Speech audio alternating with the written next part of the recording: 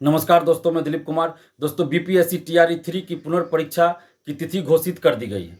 19 जुलाई से परीक्षा शुरू होगी। इस परीक्षा में पेपर लीक न हो, किसी तरह की धांधली सेटिंग न हो, इसका पूरा ख्याल बीपीएससी को रखना होगा। और साथ ही 270 लोग एवं अन्य लोग जो गिरफ्तार हुए, हजारीबाग एवं अन्य जगहों से जितने भी लोग गिरफ्तार हुए पेपर लीक के मामले में, उन सभी को प्रतिबंधित करे बीपीएससी। और साथ ही टीआरई 1 टीआरई 2 में जिस तरह की प्रक्रिया अपनाई गई, जिसके चलते हजारों सीटें खाली रह गई, हजारों बेरोजगार रह गए अभ्यर्थी, और इधर हजारों सीटें भी खाली रह गई। तो ऐसी बात टीआरई 3 में ना हो, बीपीएससी को इस पे सोचना चाहिए और ऐसी प्रक्रिया अपनानी चाहिए जिससे कि सीटें खाली न रहें। टीआरई 1 टीआरई 2 वाली गलती टीआरई 3 में न दोहराई जाए। बीपीएससी से हम यही मांग कर रहे हैं, एक अभ्यर्थी का एक जगह रिजल्ट दिया जाए और काउंसलिंग या तो पहले करा लिया जाए, रिजल्ट से पहले ही काउंसलिंग हो जाना चाहिए, या जब आप काउंसलिंग करा रहे हैं रिजल्ट के बाद तो सीट से ज़्यादा अभ्यर्थियों का काउंसलिंग कराइए और उसके बाद काउंसलिंग के बाद आप फाइनल रिजल्ट जारी कीजिए, ताकि जिसके पास डॉक्यूमेंट्स न रहे कोई तो वो बाहर होगा तो उसके जगह पे सीट खाली न रहे और सप्लीमेंट्री रिजल्ट का कोई झमेला ही न रहे। टीआरई 1 टीआरई 2 में जिस तरह सप्लीमेंट्री रिजल्ट का झमेला खड़ा हुआ और हजारों सीटें खाली रह गई, सप्लीमेंट्री रिजल्ट के नाम पर कुछ रिजल्ट दे दिया गया और बाकी हजारों सीट खाली रह गया, तो ऐसा न हो। टीआरई 3 में सीटें खाली न रहे, इसका पूरा ख्याल रखे बीपीएससी और एक अभ्यर्थी का एक जगह रिजल्ट दे। और साथ ही काउंसलिंग या तो रिजल्ट से पहले करवा ले, या अगर रिजल्ट के बाद काउंसलिंग करवा रही है बीपीएससी तो सीट से ज़्यादा अभ्यर्थियों को काउंसलिंग में बुलाए और काउंसलिंग के बाद फाइनल रिजल्ट घोषित करे, ताकि सीटें खाली न रहे।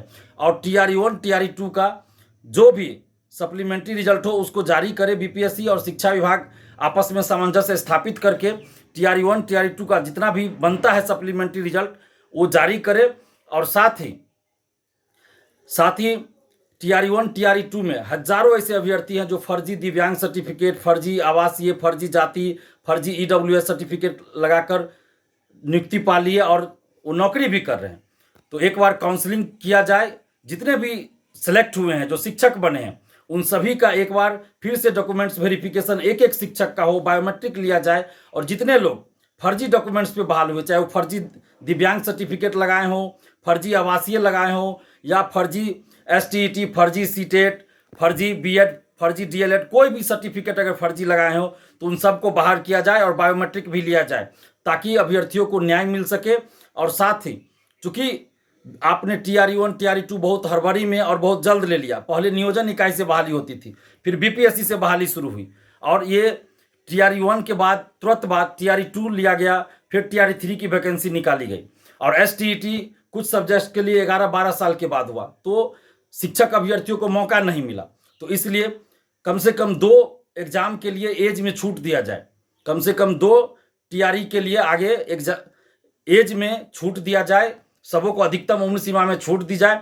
और साथ ही ये जो 3 चांस की बाध्यता आप रखे हैं इसको भी खत्म कीजिए, क्योंकि आप इतनी जल्दी टीआरई 1 टीआरई 2 और टीआरई 3 का वैकेंसी निकाले, आपको साल में एक वैकेंसी निकालनी चाहिए थी।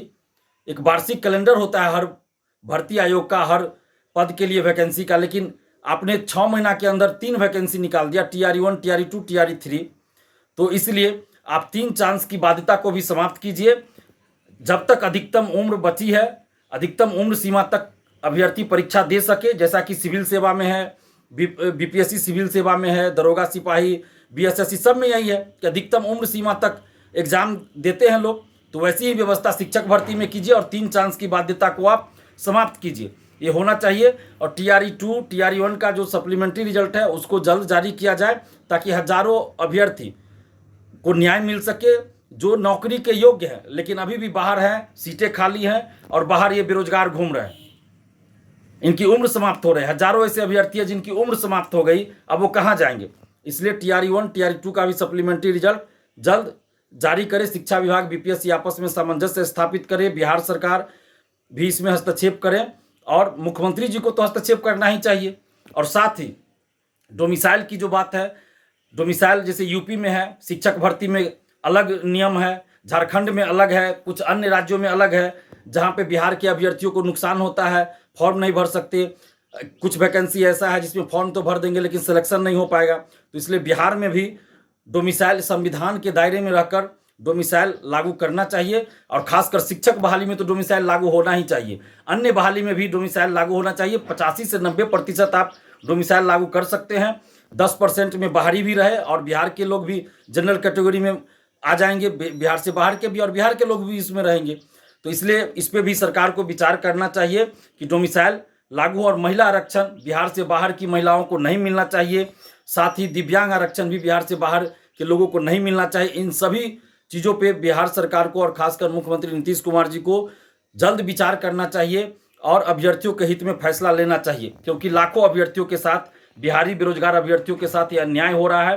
तो इन अभ्यर्थियों को, बिहार के अभ्यर्थियों को न्याय मिलना चाहिए। यही हम सरकार से मांग कर रहे हैं और बीपीएससी से ये मांग कर रहे हैं कि जल्द से जल्द आप टीआरई 3 पेपर लीक में जो संलिप्त है, 270 लोग हजारीबाग से पकड़े गए और अन्य जगहों से जो लोग भी पकड़े गए, सबको प्रतिबंधित कीजिए और टीआरई 3 में बहाली की प्रक्रिया ऐसी अपनाइए जिससे कि सीटें खाली न रहे, एक अभ्यर्थी का एक ही जगह रिजल्ट हो और काउंसलिंग में सही से काउंसलिंग हो। शिक्षा विभाग को इसका ख्याल रखना चाहिए, डॉक्यूमेंट वेरिफिकेशन अच्छे से हो, कोई भी फर्जीवाड़ा ना हो।